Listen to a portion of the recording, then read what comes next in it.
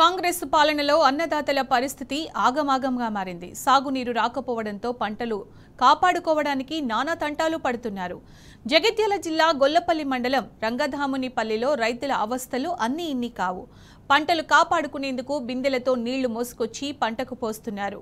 Transformer పాడై 10 రోజులైనా అధికారులు మరమ్మతులు చేయడం లేదని రైతులు మండిపడుతున్నారు. ఎన్నిసార్లు విన్నవించినా సమస్యను పరిష్కరించడం లేదని వాపోతున్నారు.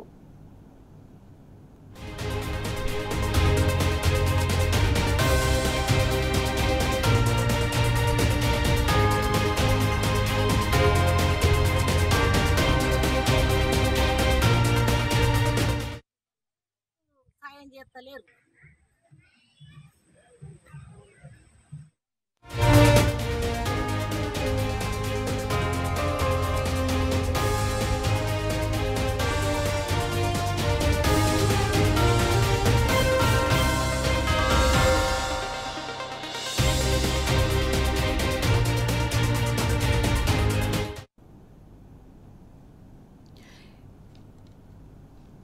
కాంగ్రెస్ పాలనలో అన్నదాతల పరిస్థితి ఆగమాగం మారింది. సాగునీరు రాకపోవడంతో పంటలు కాపాడుకోవడానికి నానా తంటలు పడుతున్నారు.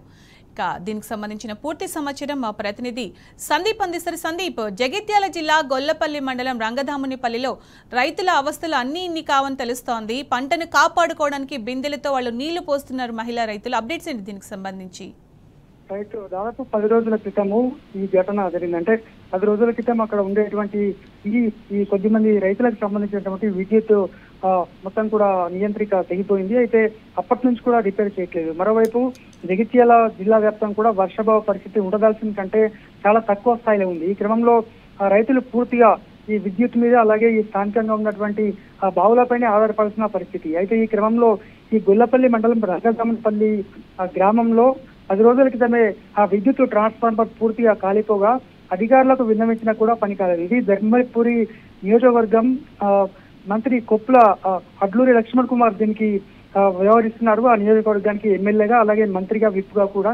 ఈ క్రమంలో 10 రోజుల నుంచి తమను పట్టించుకోవడంటూ గత 4 రోజుల నుంచి వాళ్ళు బిందెల ద్వారా ఇంట్లో నుంచి నీళ్లు తీసుకొచ్చి పొలాన్ని కాపాడుకునేటువంటి ప్రయత్నం చేస్తున్నారు. అయితే ఆ విద్యుత్ అధికారులను సంప్రదిస్తే మాత్రం ఇది 3 రోజుల క్రితం జరిగింది అని చెప్తారు. మరి ఆ 3 రోజులుగా కూడా పట్టించుకోకపోవడం అనేది ఆ విద్యుత్ శాఖ తీర్పు ప్రభుత్వ నిర్లక్ష్యానికి అయితే అద్దం పడుతుంది. మొత్తంగా ఇవాళ అంటే ఈ రకమైనటువంటి సందర్భంలో ఇవాళ మంత్రి దృష్టికి వచ్చినట్టు తెలుస్తుంది. తక్షణమే అధికారులపై సీరియస్ అవుతున్నట్టు కూడా మనకు సమాచారం ఉంది. మరి ఇవాళ రిపేర్ చేస్తారా, ఇవాళ కూడా బిందెలతోటి మళ్ళీ వాళ్ళ పొలాలను వరి నాట్లు వరి పొలాలను కాపాడుకోవాల్సిందిగా చూడాలి ఉంది సునీత.